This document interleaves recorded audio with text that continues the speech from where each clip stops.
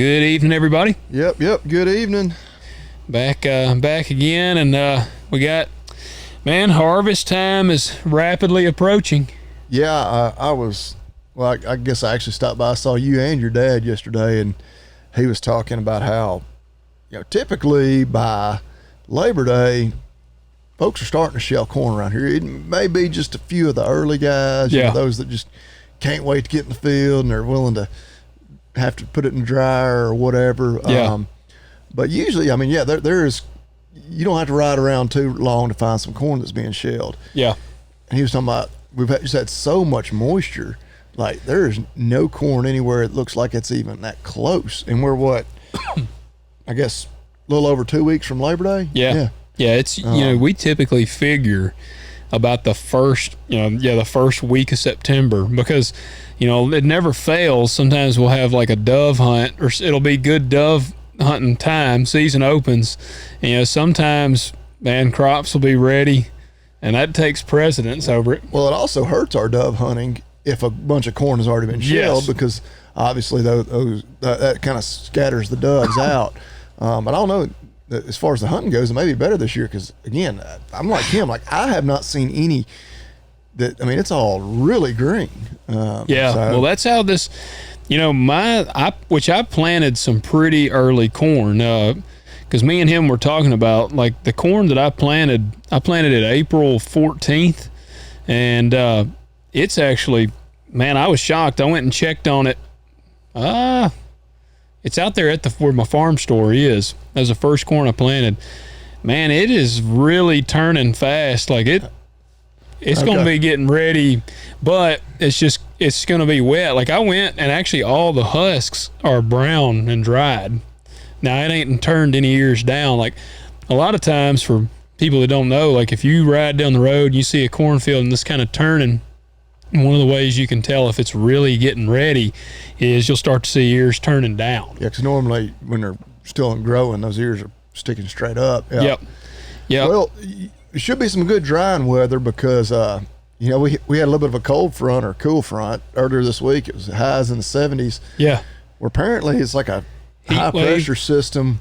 We got like a heat dome that's going to be over us.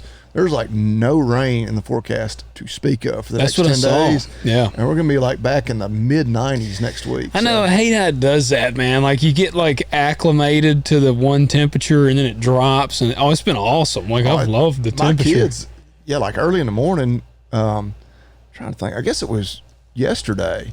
We were riding on the side-by-side checking cows because I was off. My son was with me before he stays with my mom on Wednesday. Before I dropped him off there, he was like pulling his arms inside his shirt. I was like, "You sissy!" Getting cold on you. It was like 63. Now, when you're riding around, open air on the side by side, I can understand. But yeah, it was nice, and even today it was a little hotter, but it was still bearable. But apparently it's about to get super hot again. I saw that. Yeah, that sucks. Before we get too deep, I got to give a shout out. Man, I got my Roush Yates hat on from Jason Smith. Bobby Lee's drinking out of the koozie there. Jason has hooked us up with some awesome hats. These in the NASCAR world, man, that's pretty cool to me. Oh yeah.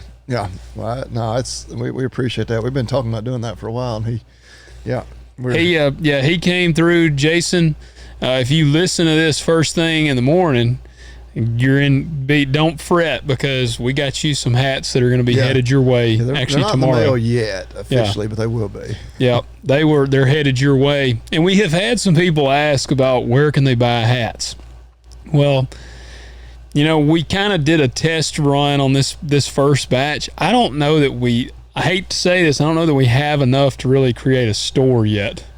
Yeah, and I think you might have found this out with Living Fully Loaded, and I found it out with Hurricane Creek Farms. Like, it's expensive to do hats. Yeah, until you get, I guess if you have a huge following, and hey, we're getting there. We're going to be there.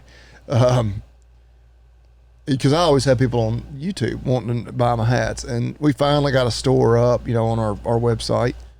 Go to hurricanecreek.farm.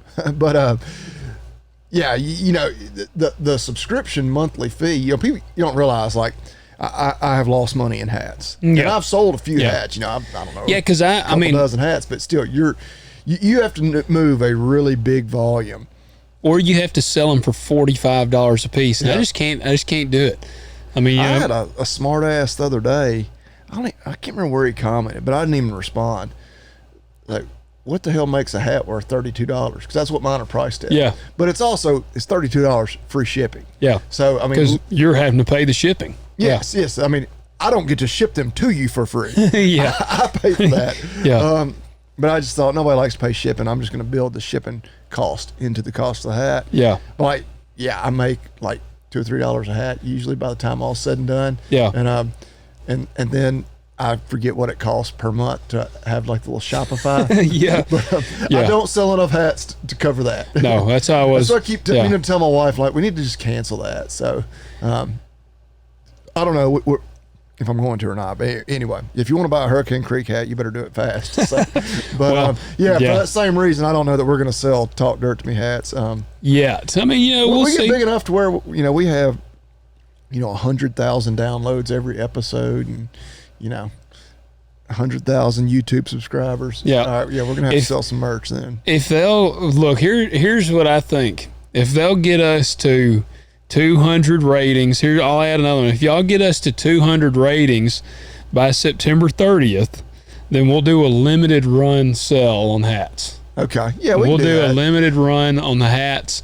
Well, and hey, if you want a hat, go leave the review, leave a rating. And do you have it set on a website yet where they can go enter? No, not yet. Okay, Not yet. we're going to do that. Where I'm glad you mentioned that, because I talked to a marketing guy today, and we do have a way. There's this software that I use, and it'll be on our website. And when we announce the giveaway, the guys you'll just go on our website, you'll put in your email address and probably your first and last name, and boom, you will be entered in the giveaway. and somebody's going to be right here sitting with us in Logan's lap. Yes, in my lap. Yep. And you're gonna get not just hat, whatever other swag we've got. I am, I had said something about a gun, but that'd be tough. But I'm a weapons guy. I got quite a few blades around here. This is actually my Essie knife. It's a Rowan. I kind of almost thought maybe I would hook them up with one of these. That's been a Made in USA company. That's highlighted right. in the past. Yep, right there. Essie Knives USA. I got a few. I'm got a Montana knife company. My Bear Claw right here, or I think it's the Bear Tooth or something right here. USA made. But yeah, at a minimum, you're going to be hanging out here with us for a recording of an episode. Take you out to dinner. We'll go ahead and spoiler. It'll be a Mexican restaurant, almost certainly. Yeah, most likely. Yeah, we're heavy on the Mexican restaurants around here, and hey, we're here for it, man. I didn't go eat it, but I made tacos myself at home tonight. We had them last night, and it's about a 99.9% chance that my family we will go eat Mexican. Yeah, you go like every that's Friday our night. Friday night routine. Like, Yeah. Again, I always say my kids believe it's like death, taxes, and you go eat out of the Mexican joint on Friday night. Those are life certainties. Yeah, I wish Willis would have said that when y'all were talking about, or when you were talking about the tractor naps. You said there's certain, the tractor naps, taxes, and death, and you should have added in there eating Mexican. We go eat at the Mexican joint on. Well, guys, on Friday nights. we are at 122 ratings as of like 30 minutes ago. That is awesome. I got to thinking, we were at 48 ratings like a month ago. So that is super awesome. You guys have crushed it.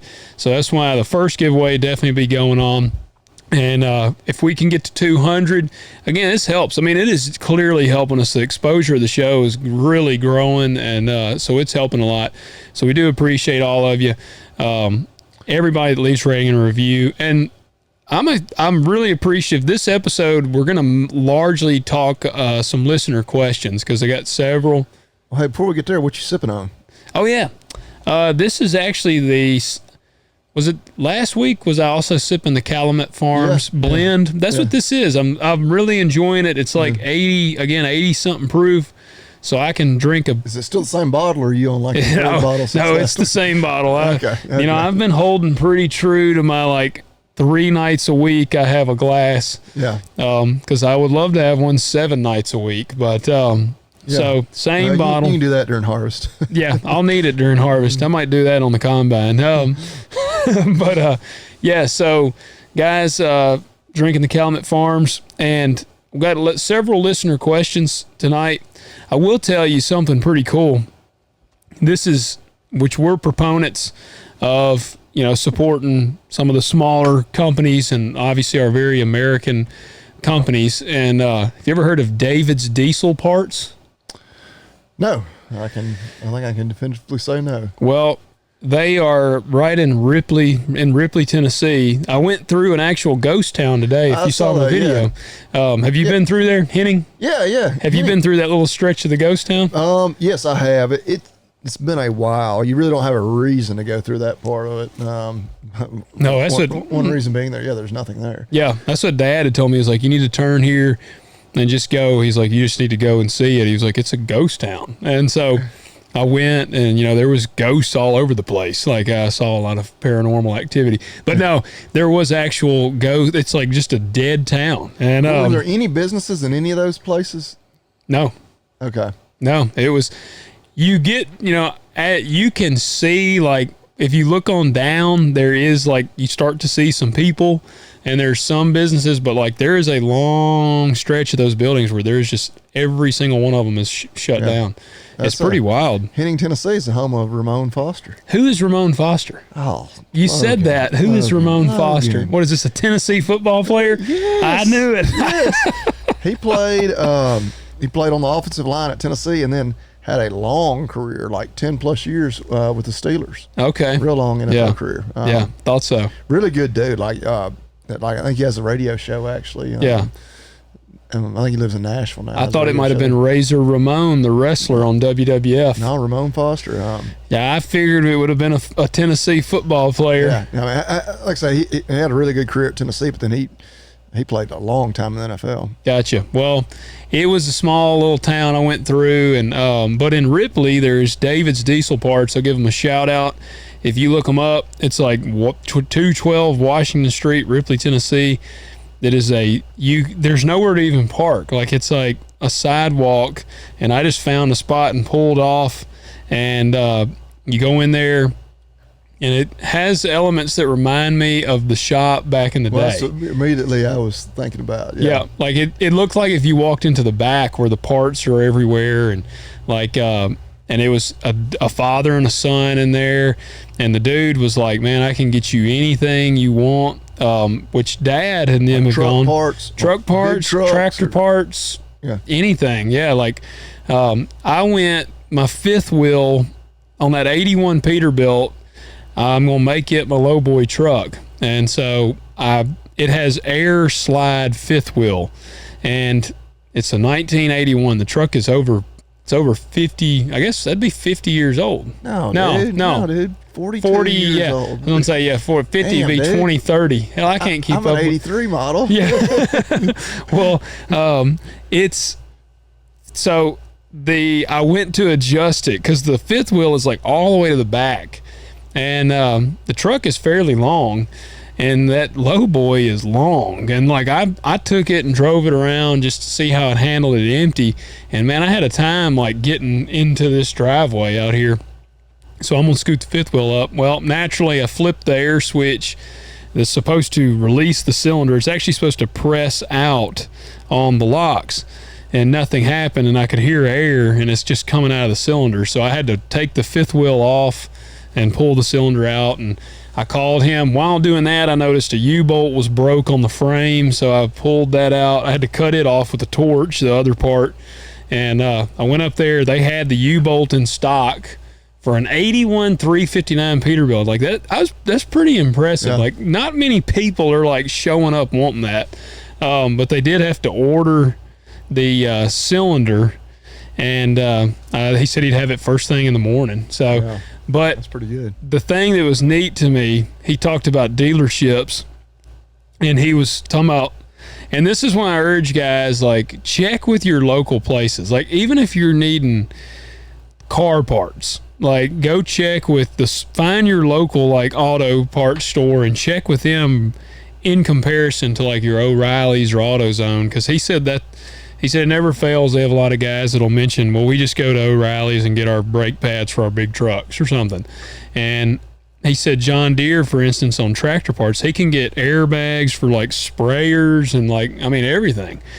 He said that he sold a guy something on a John Deere for $55 a piece. And he said the same part from John Deere, exactly the same part from John Deere, was $280. Yeah. So it's that's over 200. He said most of them are doing 200 to 300% markups. So encourage you to check them out if you're in this area and you got anything you need worked on. But it kind of took me back a little bit, meeting with them, and so I'm gonna be using them a lot more. Well, good deal. Yeah. Your dad kind of saved me too it was kind of a deal where it's a long shot that I find this part. I had to bolt out of the disc mower, and I knew as soon as I twisted one off yesterday morning, I was like, oh crap. I was like, nowhere around here will have one of these. Yeah. And I was like, and it's kind of like a little carriage bolt. I was like, I'm going to go to our local hardware store, but it's such specialty. And sure enough, they didn't have it. And so then I came back by here and your dad, because they actually run pretty much that exact same model mower, or they have in the past. Yeah. And he's like, check in here. And we got to look, and sure enough, within 30 seconds we had one. I was like, I'll be danged. Was it in the tractor toolbox? It was actually in the tractor toolbox. But that 7210, that's one thing they always use it for is clipping hay, man. Yeah, mowing hay. And so, in the toolbox, there was a bunch of knives for the disc mower. So I knew we were getting hot. Yeah. I was like, all right. And sure enough, it was actually a brand new set. And then he said the same thing, that there's probably some over at the shop. Yeah. Because for those of you who don't know, our granddad and then Logan's dad was in the parts store and repair business, but they always had a lot of tractor parts, and they were actually a dealer, I think, for those mowers at one time. I mean, I don't think they sold a bunch, but they always had all the parts because we ran them, and he said he would have probably had to gone over there and found them because they'd have been hidden away somewhere. Yeah. Because another party that rents the shop now, but they wouldn't have known where some of that old stuff was stashed away. No. In a cubby hole somewhere. Yeah, and Dad somehow remembers. Like I don't know how he remembers. Every day, yeah. Well, it's just like those. He's like, look at that tractor toolbox. And sure enough, that's where they were. Yeah. A random part, because they haven't run that style mower in years. Yeah. But he knew exactly where it would be. I broke the cutter bar on my MacDon header last year. And he was like, look in this old toolbox over so-and-so. I think there's a patching kit in there. And I opened it up, and there was one in there. And it was this old toolbox. So, yeah, he remembers that stuff. Well, let me see here. Let me fire this up. We actually got one guy that left us an awesome review here. I'll read this real quick. Nick Nowak out of Ellis, Kansas. Nice. What's up, fellas? I'm out here in Ellis, Kansas, central Kansas. I tried leaving a review on Apple Podcasts, but had no damn luck. I really enjoy your podcast. I run a small cow-calf operation and run yearlings as well. I'm 23 years old, and my wife and I just bought our first ranch in December of 22, which that is awesome. Dude, 23 years old and owning your first ranch, that's pretty legit. He said, I found you guys through Bobby Lee. I was looking up ways to make money running yearlings 2 years ago, and Bobby Lee's profit loss video is what got me on. I watch y'all's videos every time you upload. Badass podcast, gentlemen. Let's drink some bourbon sometime when you're up this way. We'll have to make us some road trips. I've thought about that. As the show keeps growing, we're going to have to take this on the road sometimes. We're going to have to go to some stuff. Yeah. Well, there's a lot of conventions and things. Yeah, the farm shows and whatnot, which I've really, I'm trying to even think. I'm sure I'm leaving something out, trade shows and whatnot for conventions and all you go to. But even our Mid-South Farm and Gin show, like I've mentioned on here, I've never actually been to the Gin show. I've been down there when my wife worked for a company that had a presence down there and went to their Yeah. like dinner and party and whatnot, but I've never actually been to the gin show itself. Yeah. See, I love it, man. We go every year. I hate Memphis. But Well, the I love last few years I've said I was going to go because, everybody says, you got kids, it's good, Yeah. just because all the equipment and stuff for them to climb around on. Yeah. I'm like, yeah, we'll go this year. And then always we're doing something. Yeah. We need to, heck, one year we're going to set up a booth for Talk Dirt to Me down there. Yeah. Well, Nick, we appreciate you writing in, man, and we won't hold it against you that the review thing doesn't work, but keep trying. But we do appreciate we will have you. the web, like I say, you'll still be able to enter if you're Yes. interested in coming in from Kansas to hang out with the two of us.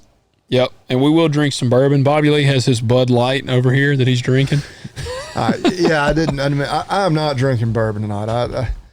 My last couple of Friday mornings hadn't been. You've been kind of dragging a little bit, and I think it's a combination usually of the bourbon and the sleep deprivation.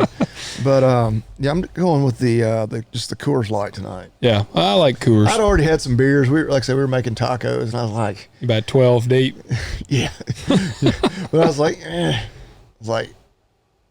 I could definitely have a glass of bourbon, and I would have enjoyed the heck out of it. Yeah. Well, there you go. We'll see if I have a little better Friday morning this week. Well, the first question we got here is a multi-part question, which, man, that's awesome. And for anybody wondering, go to talkdirtpodcast.com and our contact page. There is a submit form. Submit your questions there.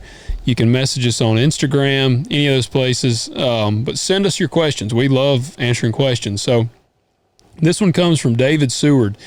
He said, "Hello, my name is David from southeastern Virginia. I grew up on a row crop farm, and my family ran until my dad got out in 2016. I am looking to restart the farm one day and have a few questions about beginning farmers." All right, here's the first one. We'll take them one at a time. What would be the first equipment purchases for a beginning farmer that are a must-have? Now, I will say it sounds like he's going to be primarily going in the row crop direction. Okay, that was going to be my... He does ask down later about some cattle stuff, but I think right now he's meaning, well, we'll approach it from both standpoints.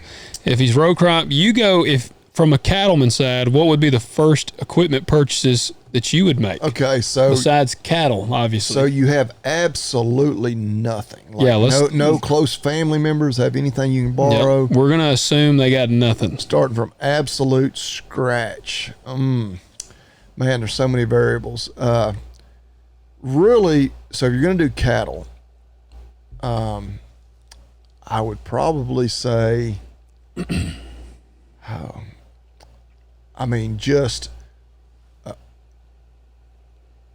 and was the question just equipment or? Yeah, what would be the first equipment purchases? So like, maybe not like machinery, but probably just cattle handling. Like some setup. chutes? Yeah, probably just a basic round pen, some panels, which, I mean, you can even build those. You don't have to buy panels, Yeah. Depending on, and that's where a lot of it depends on, like, what are your skills? If you're a welder and can weld one or build one out of wood. Welding, I was, or just, really good with wood. Buy you a good squeeze chute, which, I mean, I guess if you're a really good fabricator, you can build one of them. Phew, man, yeah, then, yeah. But yeah, that would be cool to build your own handling facilities for cattle. Beyond that, it just depends on what kind of, are you just going to be backgrounding calves, during the, spring to fall? Because I'm trying to think, like, my brother for the first year maybe or so that he did that, I don't think that he had a tractor. Now he had access; he could borrow one from me or our dads, but yeah, if you're not, if you're grazing them, you might not even need to be doing any clipping at some point you're probably gonna need a tractor. Either route you go to pull you past your clipper or sprayer, or you can hire out, like having fertilizer spread and stuff like that. But yeah, and I mean even like hauling cattle, that's real easy. I mean we've got all the cattle trailers, and still, let's say half the time that we ship cattle or even have cattle brought in, we just pay for them to deliver them. So yeah, I don't know that I would necessarily invest in something like that if I could get by without it, when you're just starting out. But yeah, well well for me on the row crop side, been sitting here thinking, man, now again, I don't know exactly what row crops you're planting. My probably suggestion starting out the gate would probably be your typical soybeans. That's going to be your lowest input start. You're going to be like, I kind of would hate if you said I'm going to start with cotton, because you got a lot of investment right out the gate. Yeah, you better have some guys that can do some custom work for you. And, which I guess you could do that with anything. Well, and that's what I would do is I would buy a old tractor and a 20-foot soybean special 5400 drill. That's what I recommend to everybody. Like that drill, you can plant in concrete. The thing about that drill is you can no-till really well with that drill, and so you don't need any sort of tillage equipment as well. Like you aren't going to need a turbo till or a disc or anything like that. And as far as like a tractor, man, I'd probably myself personally, like I have a soft spot for like the 4760s and 4555s just because that's what we used to have and I like them. But I got to tell you, the front wheel assist is a game changer in the row crop thing. So I would actually urge you to probably try to find like an older 8000. Well, it's going to be older now, but like an 8000 series John Deere tractor. Like 8300. I was going to say like one of the first 8300s, you get like a 99 model. Which in a lot of this, and he's in Virginia. Yeah. And so I would imagine like rainfall and whatnot's probably not too different than us. So much difference, You go into other parts of the country where it never rains and everything's under irrigation.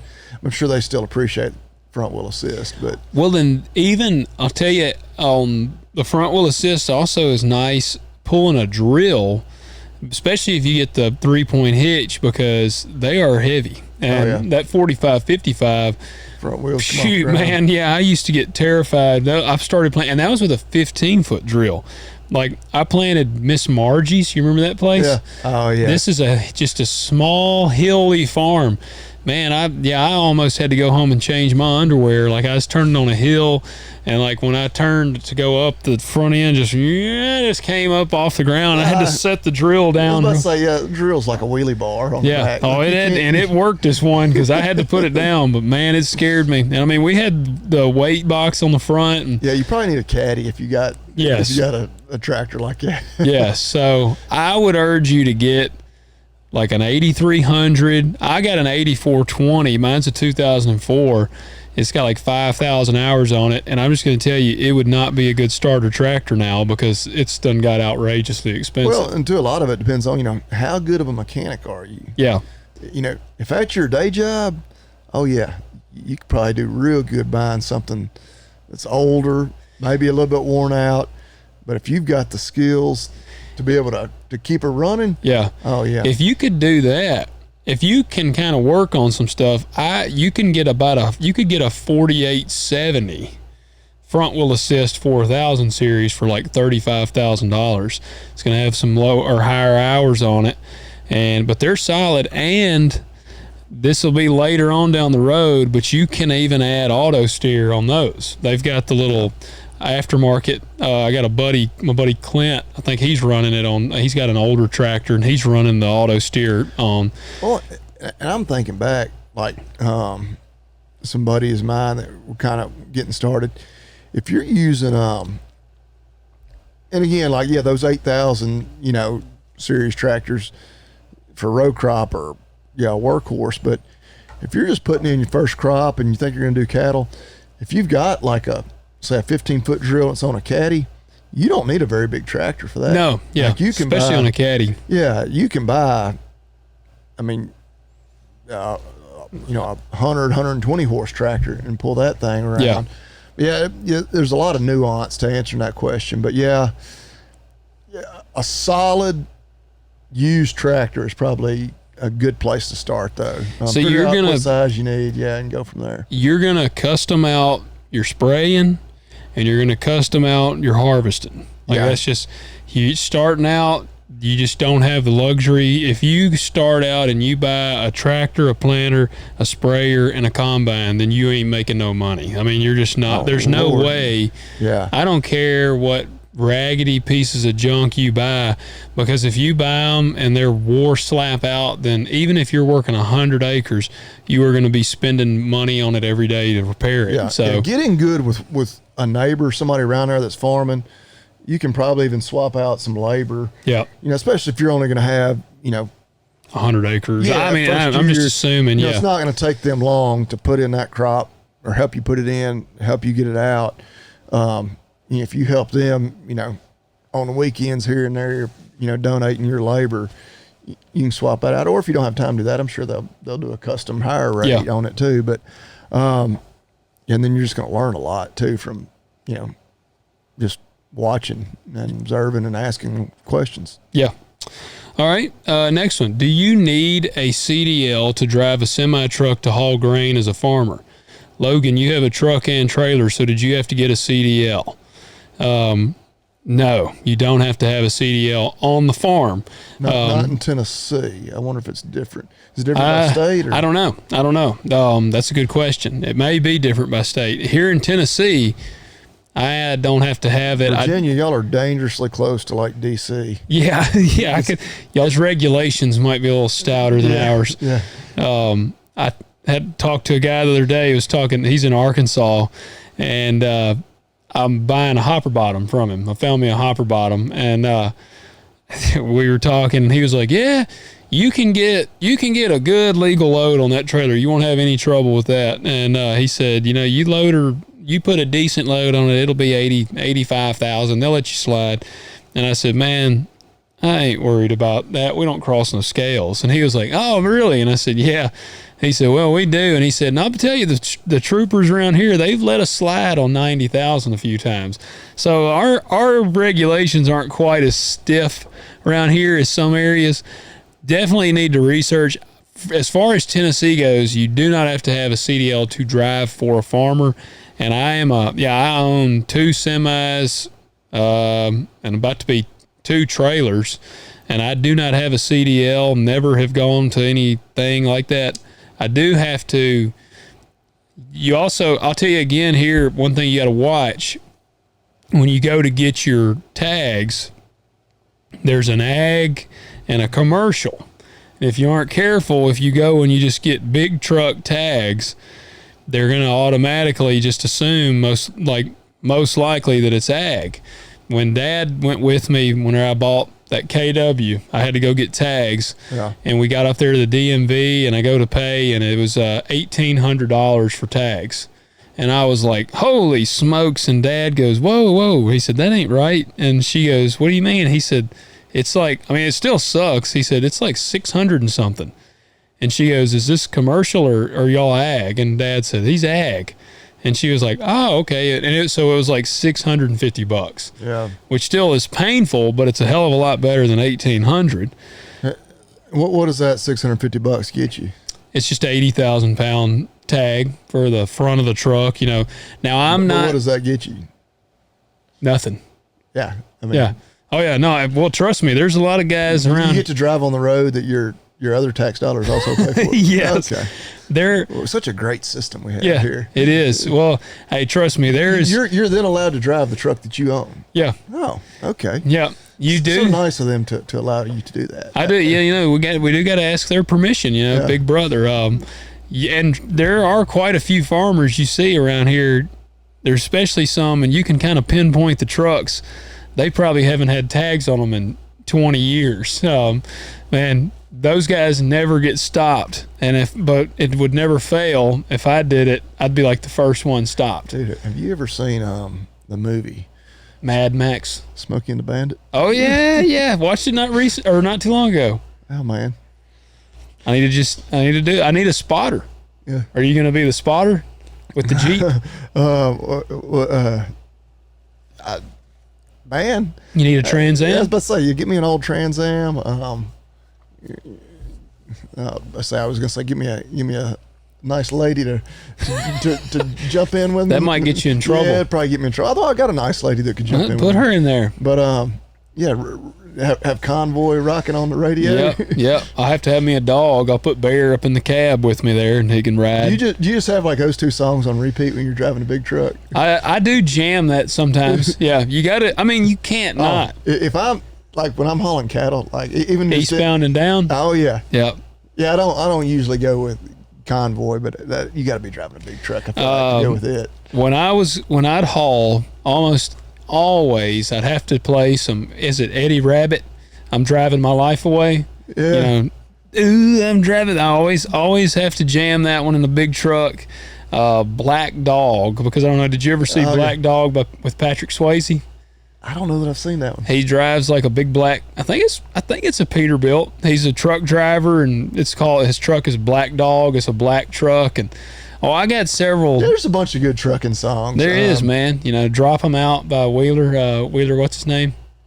I don't know if I know that one. That might be one I would recognize if I heard it. Well, let me play a snippet for you here. Alabama's, what's that song they've got? They talk about the Kansas wheat field farmer. Oh yeah, Roll On. Yeah, Roll on highway. Yeah. Roll on You gotta have along. that one on the trucking playlist. Put your headphones up. This is why we always used to wear the headphones all the time. We got these. We get distracted and do stuff like this. Here you go. This is I feel like I'm making like a rap beat whenever I'm holding just the one.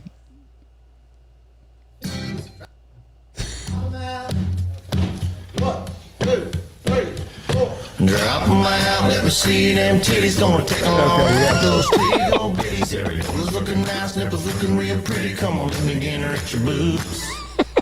Do you know that one? I've heard that just mainly through like social media. People make like funny Instagram reels or shorts with it. Yeah. But that's like an actual. Yeah, it's a real song. Wheeler Walker Jr. He's got a bunch of songs. Is it a recent song or is it really old? Or like, it's just one of these songs that is like just like exploded in popularity with like social media and whatnot. I can't find the info on it, but it's been out for a while. There's like so many songs now that maybe weren't even that popular when they first came out, but because they called fit a well trend. with like a TikTok video or an Instagram reel, which this one doesn't really fit that necessarily. But a song, I think they said she's made more money on it now than she did when it came out. Was is it Kate Bush? Oh yeah, Running Up the Hill. Is that the from Stranger Things? Stranger Things. Yeah, that song. It was not popular back in the day, was it? I think it was like. I think that song's from like before I was born. Which Yeah, it's of course from the show's set in the 80s, but it may have even been like 82 or something. Yeah. But of course, when Stranger Things, the last season came out, they played that song nonstop. Oh yeah, it blew up. Stations. Yeah, it blew up because it honestly was like I'd never heard it before that show. And I don't know that I love 80s music, but I had never heard it. Yeah. Drop 'Em Out is just a good man. I mean, it just fits the trucking thing. But and you see a lot of truckers, they'll have on their especially the younger guys, it'll say drop 'em out on there. And that's kind of what they're alluding to, which that trucking is dude, I love the culture. Like that's what, like I'm obviously a row crop farmer. But I got the W9 KW, and then I bought this old 359 Pete. Like, Marcy actually recently said she would learn to drive the grain buggy for me. And I even told her, I said, hell, I'll just show you how to drive the combine, and I'll just do the trucking, and we won't even have to hire nobody. Hell, she can drive a truck. Oh, she said the one thing I ain't driving is a big truck. Yeah. But I love them, man. It's just something. It's a big, badass, loud ass truck, and you can trick them out like as much as you want to. I'm actually gonna put rain caps. I don't ever see it, but that old Pete, it's flat black. It's got like a certain like a rat rod look to it. And I got to thinking the other day, I was like, hell, I'm going to put some big ass rain caps on that thing. Like, you don't see those anymore. Right. And I was like, that would really just kind of fit that truck. Yeah. Because it's got 8-inch. Like, when I was at the diesel store today, I said, y'all ain't got no. I said, y'all have rain caps for exhaust? And he said, yeah. What size you need? 5-inch? And I said, 8-inch. And he goes, I don't have any that big. He said, we can order them for you. Yeah. And I said, well, I want to put them on there because like when it's warming up, it'll be tinging and stuff. So it'd be kind of cool. But oh yeah, that would be awesome. you do not have to have a CDL in Tennessee. There is some paperwork, a 1030 or a 10, not a 1099. But really, the easy way around it is just don't worry about any of that. Yeah, just like I say, be like Smokey and the Bandit and just don't worry. Yeah, just hope you don't get caught. Just don't even put a license plate on there. Yeah. Then you ain't got to worry about it. Be like the people in Memphis. So do check your state laws. I can't tell you for sure in Virginia, but here I don't have to have that. And my buddies that are real truckers, they get mad at me because of that. They're like, you damn farmers, you can do anything. And he's like, you own truck and trailer and don't even have a CDL. And I'm like, nope. Now, what are grain contracts? And then does Bobby Lee have contracts for cattle as well? How do they work? I'm going to let you go first, and then I'll do the grain one after. Yeah, you can have all. I mean, I don't even begin to understand all of it. So the easier way that I have found with cattle is there's a lot of, and they're government subsidied. Like livestock risk protection plans and things like that, where you can lock in like a certain level of protection. So that's more insurance than. Yeah, you're buying insurance, but for a price. Gotcha. But for your marketing price, not just for death loss or anything else. Yeah. Yeah, I mean you can forward contract, do all. I mean, yeah, there's. I want to say just unlimited ways to do that. I do not even feel qualified to answer a lot of those questions. I would say if you're really interested in doing a lot of that, get to talking with kind of a local agent, of some kind, either an LRP specialist. A lot of that, and a lot of them are going to say, no operation's too small. Now they do like to a lot of times be working in like 50,000 pound load lots. Yeah. I don't know that you have to do that. Say if you're going to do cow calf, and you're going to have to start with 20 cows. So you're going to have 20 calves to market every fall or whatever. You're just calving spring. A good thing there is if you can somehow link up with a neighbor or something, y'all can put together a full truckload. Or I mean, it's selling through a local sale barn. Just there's kind of strength in numbers there, though. If you're selling just 2 or 3, they don't bring as much as if you're selling 20 or 30, that are real uniform and match up together. But as far as the different ways to contract them, I don't even really feel qualified to say. With our background in calves, we usually buy like an LRP plan. Say, markets at 250. Well, we can lock them in, for, whatever this fall delivery, we can lock them in at, and depending on how much you want to spend on it, you can lock them in at 250, or you can go significantly lower than that. Say at 230, you're still really profitable at that price. But then the premium's a lot lower kind of thing. Yeah. But anyway, you could talk for days about all the different plans you could do there. Yeah. Well, that's how it's same with grain. Again, you can get really complex, and there are some guys that do a lot of complex marketing. I don't. I kind of live by the motto or the acronym of KISS. Keep it simple, stupid. Like, there's a lot of ways, and I say that because I know there's a lot of different ways to do the contracting in the grain. But the guys that are doing the really complex stuff, at the end of the day, I don't know them to be making any more money than the rest, like the rest of the marketers. Because what I typically do, I'm a cash market kind of guy, like a cash contract. And that means like I check the market. I get text messages from ADM, CGB, and Cargill every day. And I get them in the morning and I get them in the afternoon. And it's typically the morning is going to give me the future prices for that time. Like I can tell you right now, got one from Hales Point here, and it says September. It's got a terrible basis, negative 35 cent basis, and that's cash price of $4.38. That'd be September delivery of corn. October delivery has got a cash price of $4.50, and the cash price and the way it works, you got a basis, a cash price, and a futures price. The market is going to have a set price for that day. So if it's a whatever it is, if it was $5 and there's I'm going to use this just to make it easy. If the cash price on the market, the board they call it, was $5 and you got a negative 50-cent basis, then you're going to get a $4.50 cash price. Now I'm trying to explain this for somebody that has no idea. Like this dude you might already know a lot of this, but that's how that works. You got your futures market and then your basis, and then you get your cash price that way. And I book typically just the cash price, and that's what you have to determine. What I like to do is I sit down, and at the beginning of the year, I decide, all right, these fields are going to be corn, these fields are going to be beans.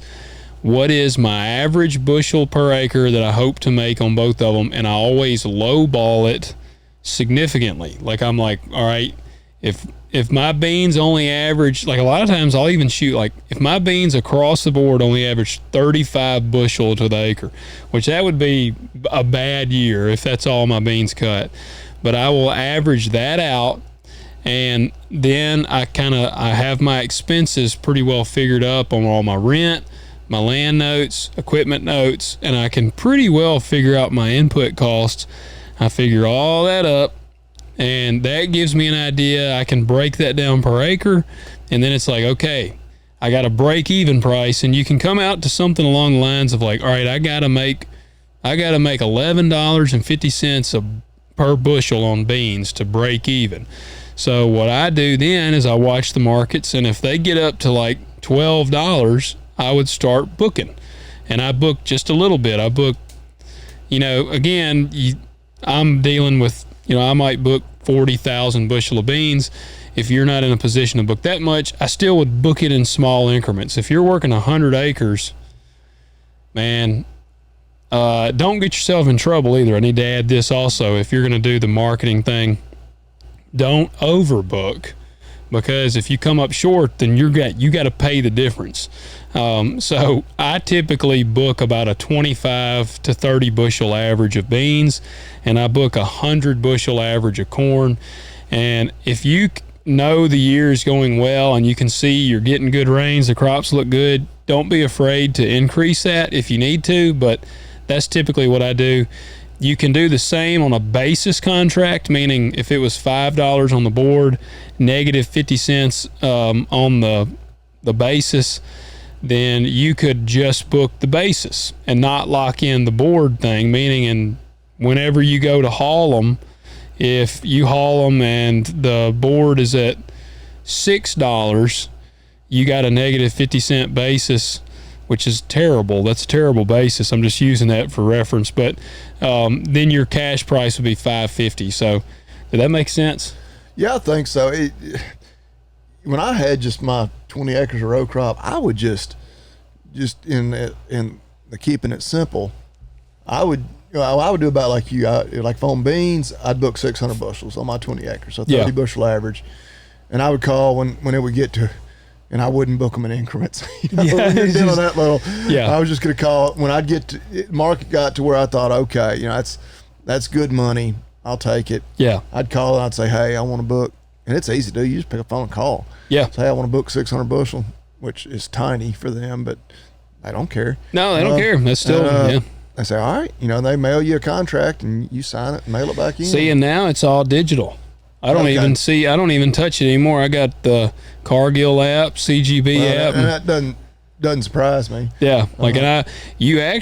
CGB, Cargill, you can get it set up, but I got a guy I deal with at Cargill too, but CGB on their app, you can book it on their app.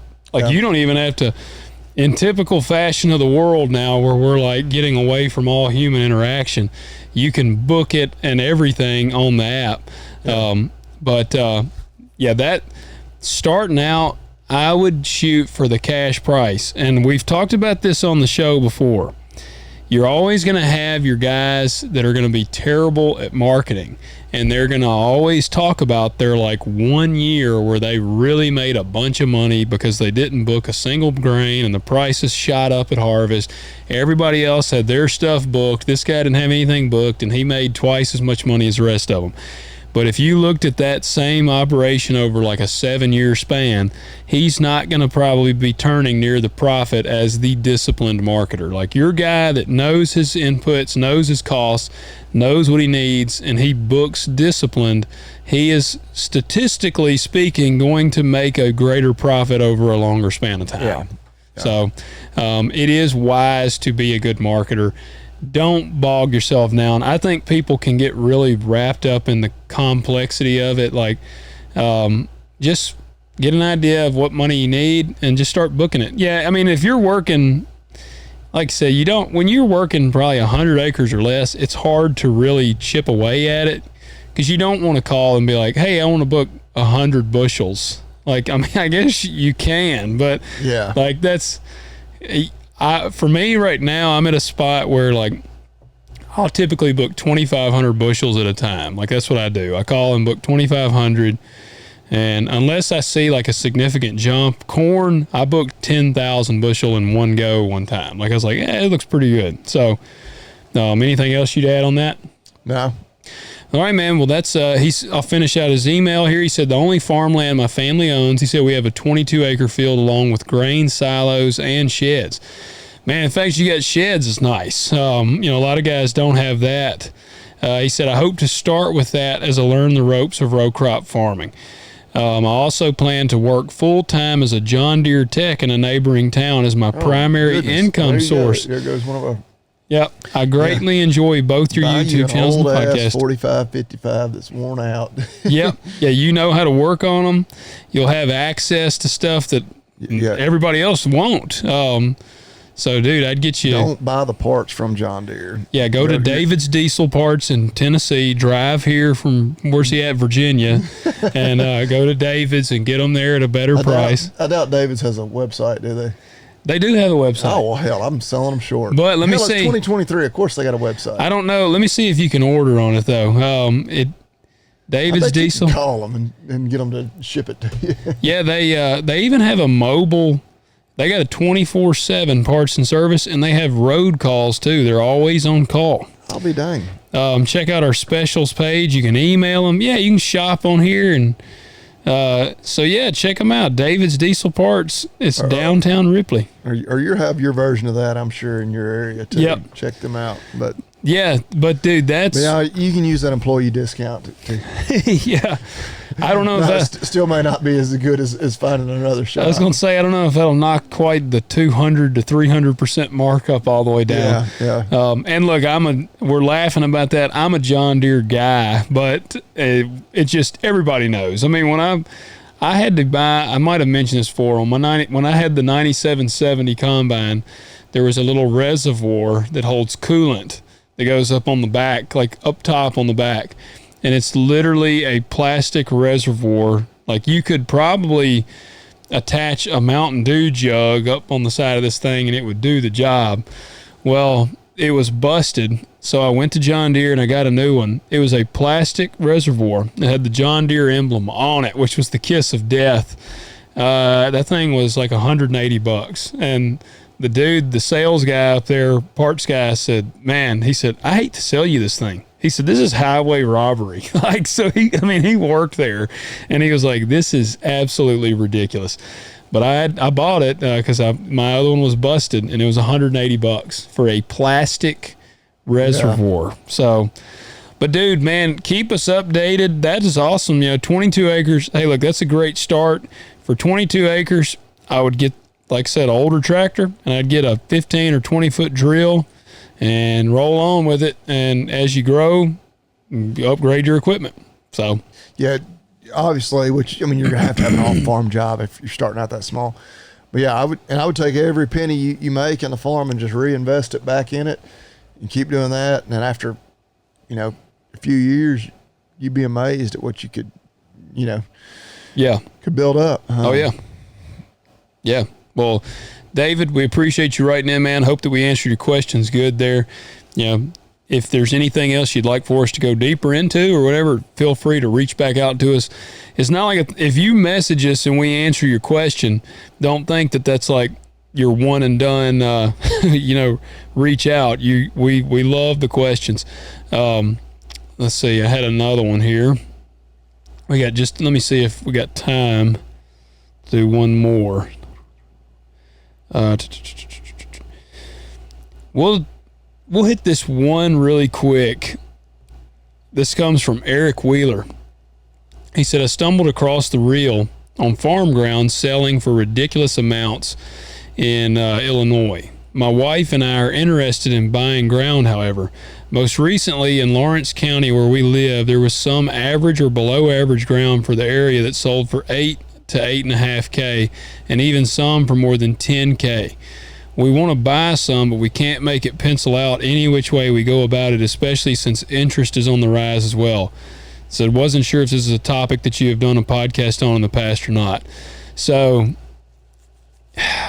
man, that's tough because Dad and I talked about this the other day. We kind of feel like for people that don't know, in our area, the Ford has bought this, they called it the mega site, and it was like a several thousand acre piece of land, and they're building I think it's their largest electric plant. So I know at the time it started or whatever, or I guess maybe still currently, it's Ford Motor Company's largest, domestic investment, or maybe investment they've ever made in a single site. And they're gonna make it's supposed to be all electric. It's gonna be pickups. Yeah, the Ford Lightning and all them are coming out of there. So it's an enormous electric vehicle plant going up in 20-30 miles from us. I mean, very close. It's we have good friends that farm like right there. Yeah. And the ones that owned land are sitting pretty nice. Hey, I mean, look, as long as they don't want to, they're willing to let go of it, and I don't know if some of them are planning on selling what they've got there, and then because they can move, just to the other side of the county and probably buy 5 times as much ground. Yeah, if they can find it for sale, Well, that's the problem, I mean, it's no secret. Like I sold a farm, and it actually was pretty much because of Blue Oval. That's what they call it. It's called Blue Oval City, is what they're calling it. And I mean, the farm that I sold, I had no intention of ever selling it. And there was a piece in the middle I didn't own, and I was renting it. Well, I had tried to buy it, and they would have completed my block. Well, they sold it, and it kind of screwed the whole farm up for me when they sold it. And they sold it. It's kind of funny because they sold it right before all this happened, so they really missed the ball. Like when they sold it was before the Blue Oval deal went through.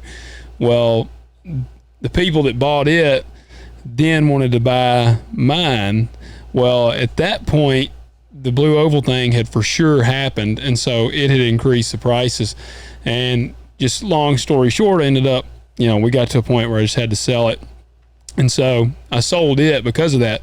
But land has gotten even more ridiculous. Like, I'll look occasionally at land for sale because we own a couple other farms, and I'm always looking. Land is, we've said it on here, land is the best investment you can have.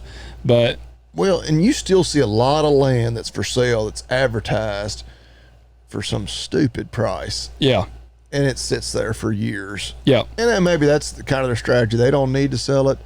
They may not even really want to sell it, but they're just, hey, let's just throw it out there. Yeah. But which one farm we bought from family, and it never really went on the market, kind of thing.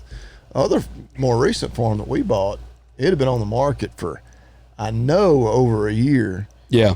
And we were able to offer significantly less. I did not have to have the farm. I drove by it all the time and hadn't really seriously thought about buying it. And then finally, I kind of got a wild hair, and I was like, I'm going to try to lowball them. Don't be afraid to insult somebody with an offer. I mean, all they can do is say no, and then, hopefully you don't insult them too bad. And then you come back with a little higher offer, they might take it. But don't I mean, it all depends. Some ground, yeah, there's bidding wars on it. Yeah. And you get other places that, yeah, just for whatever reason, they're asking way too much for it. And if they've been sitting on it a while and they've already kind of got it in their mind, they want to go ahead and cash out. If they hadn't had an offer in a few months, you go ahead and put in you may even feel like, man, this is a disrespectful offer. Throw it out there. And hey, dude, I'm glad you said that, because that's the one thing I've told everybody. I mean, the first farm I ever bought, I'll never forget. Dad helped me kind of figure up, because I had still actually machining at the time that I made this offer on this farm. And I mean, I had no money, and I just was like, I don't know what to pay. I have no idea. And so Dad kind of helped me figure up a number, and I honestly wasn't like in love with this farm, but it would have been a decent starting farm. And Dad helped me come up with a number, and he was like, no, that's pretty low. But he said, don't be afraid to lowball them. And we called the realtor, and he laughed. He was like, man, he said, he said, they're never going to take this. And we were like, well, that's the best that I can do. I said, I'm a young guy. This is all I can do. He was like, all right, well, I'll let you know. He called us back the next week, and he said, well, I guess you bought a farm. So they took it. And it was, it might have been half what they were asking. Like, it was significantly lower than what they were asking. And I ended up then buying 2 more parcels up there from the same family. Again, much lower than what they were asking. So don't be afraid to lowball. And I mean, like I would explain, like, look, man, this is the best we can do. I'm not trying to be disrespectful or whatever, but this is all we can do. The thing about it, I've always said, if there's any way you can make it pencil out, then buy it. If you can't make it pencil out anyway, then don't buy it, because you don't need to do it in a sense that then causes you to have to file bankruptcy or something, and like then you also lose your home and your truck and everything else. Like, you don't want to get yourself in that kind of situation. The way I've looked at land, though, if I got in a situation where I can't make the payments, I think realistically the worst thing that can happen is you lose the land. Right. So I guess you could just pay way too much or something, but typically, yeah, it's going to be worth what you paid for it, and then if you've had it any length of time, even more. And so, yeah, well, that's kind of, it's hard to go wrong. It is, and that's, I'm kind of I enjoy taking the risks on buying land and stuff, and so I've told my wife this. I'm like, hey, worst case scenario, we just lose the land. Like, I don't want to lose the land, but if you don't have a home on it, like it's just farm ground, and obviously I love all my land, but like if I lost a ground that I don't have a house on or something like that, you can regroup later and buy more land. I do think, like, in our area currently, I think that it's no longer a buyer's market. Like, I think that this Blue Oval thing has kind of killed that. I think at some point things will kind of readjust, but you still look at land prices like around here where we are, and I'm not suggesting anybody come here at all.